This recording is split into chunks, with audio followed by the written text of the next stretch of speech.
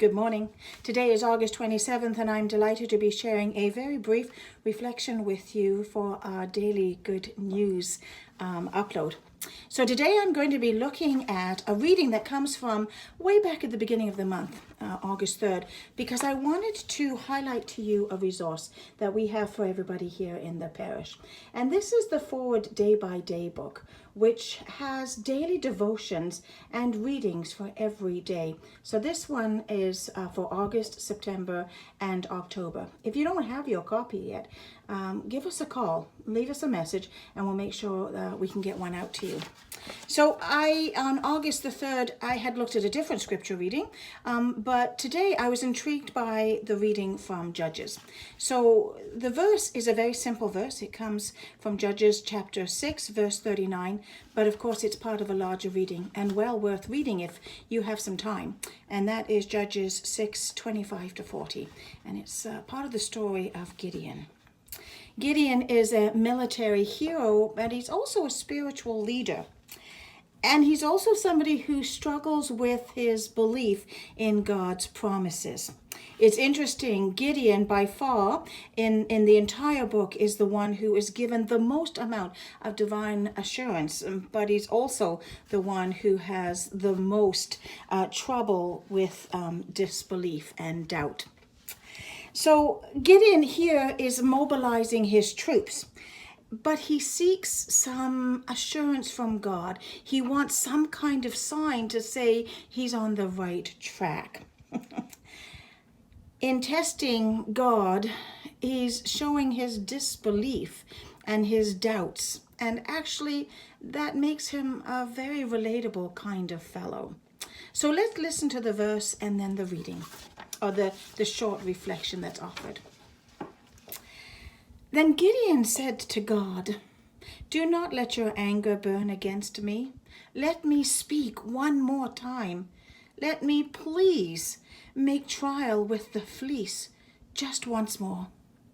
Let it be dry only on the fleece, and on the ground let there be dew."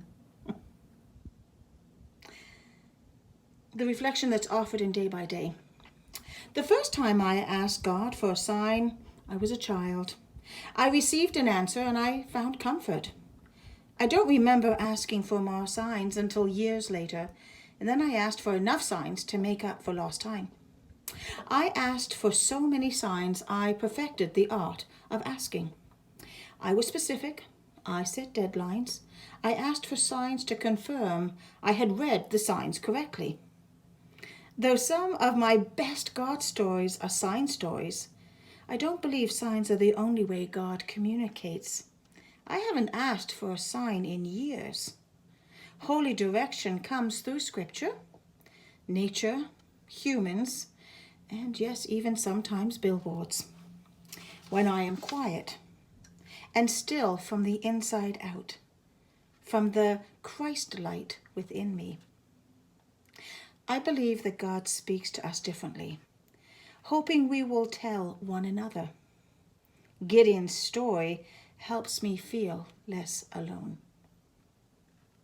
I have to agree with the author here of this reflection.